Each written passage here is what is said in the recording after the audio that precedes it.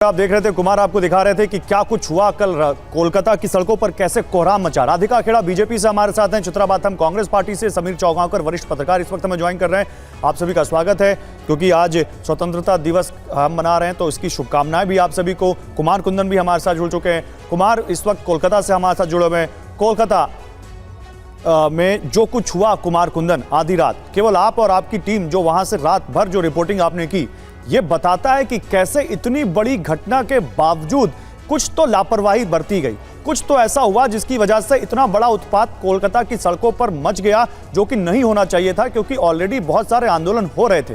बताइए बीती रात क्या हुआ और किसकी गलती देखी जाए इसमें?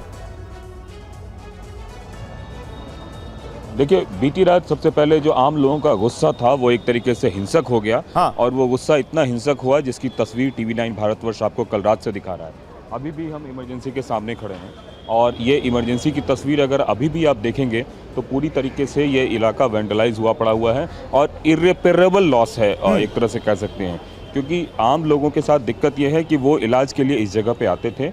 और जो सारी तस्वीर आपको अभी भी गौरव नज़र आएगी वो ये नज़र आ रही है कि पूरा का पूरा जो इमरजेंसी है वो रिउंड हो गया है, तबाह हो गया है, बर्बाद हो गया है, कुछ भी नहीं बचा है। तो लोगों का जो प्रोटेस्ट था, जो गुस्सा था, वो एक तरीके से कह सकते हैं हिंसक हो गया। और हिंसक गुस्सा जब ख़राब होता है तो उसकी क्या स्थिति होती है वो बान की यहाँ तस्वीरों में आपको नज़र आ रही होगी।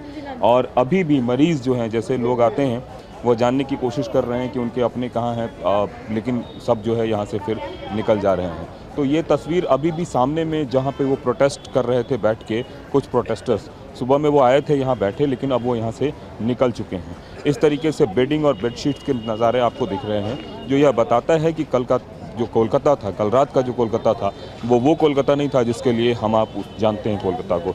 कल जो तस्वीर थी वो बिल्कुल भी अलग थी।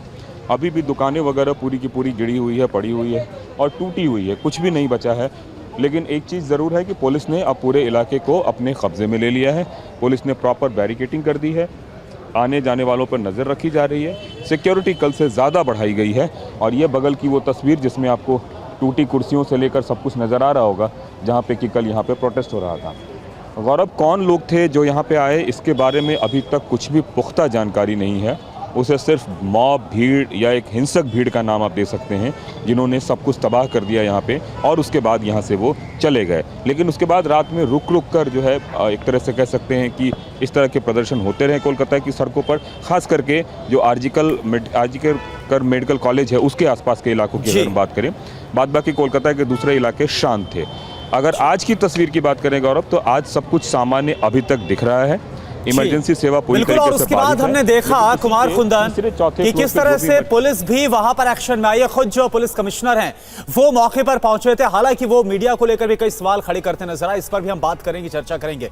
लेकिन इन सब के बीच राधिका खेड़ा, मैं आपके पास आ रहा हूं। राधिका जी, जिस तरह से हमने देखा कल सीबीआई ने इस पूरे मैटर को टेक ओवर किया, तफ्तीश की गई, सीबीआई की टीम वहां से इन्वेस्टिगेशन करके कल पहले दिन की निकलती है और उसके बाद शाम को वहां पर प्रोटेस्ट होता है और फिर अचानक से इस तरह से बवाल हो जाता है।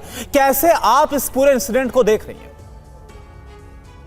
जय हिंद, सभी को स्वतंत्रता दिवस की शुभकामनाएं।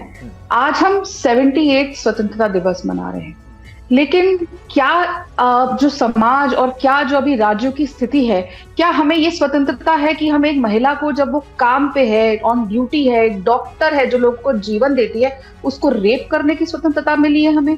क्या हमें ये स्वतंत्रता मिली है कि जो सरकार है, जो पुलिस है, वो रेप होता है लड़की का और उससे पहले कि उसकी जायजा की जाए, उसकी मेडिकल रिपोर्ट आए, पहले कह देते कि ये सुसाइड है, खुद ही डिक्लेयर कर देते हैं? क्या स्वतंत्रता हमें इस बात की मिली है कि पूरी सरकार मिलके आरोपियों को बचाए? क्या हमें इस चीज की स्वतंत्रता मिली है कि सरकारी रेप हो अब प्रदेशों के अंदर?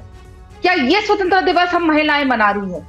और प्रधानमंत्री जी ने आज अपने भाषण में बहुत सही तरीके से कहा कि बलात्कारियों को एक डर, एक खौफ की जरूरत है। इसलिए उन्होंने मीडिया से भी निवेदन किया कि जहां जहां जिन बलात्कारियों को सजाएं मिली है, चर्चा उनके ऊपर भी होनी चाहिए, क्योंकि आप लोग, मीडिया, एक बहुत बड़ा इंपॉर्टेंट रोल प्ले करेंगे ये लोगों तक पहुंचाने में कि जिन्होंने ये दुष्कर्म करे हैं उनको कैसी खौफनाक सजाएं मिलती हैं।